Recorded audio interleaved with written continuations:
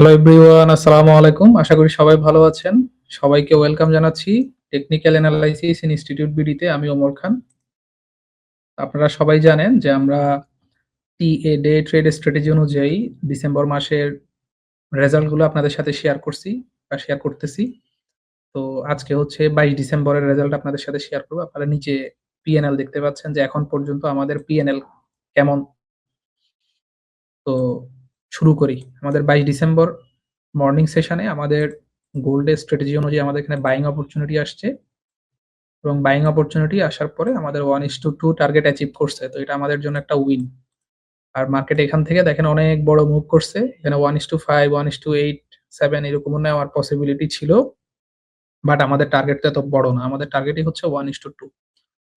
ঠিক সেইম ভাবে আমরা যদি ইভিনিং সেশনে আসি, ইভিনিং সেশনেও আমাদের এখানে বাইং অপরচুনিটি আসছে। আমাদের স্টপ লস হবে এখানে।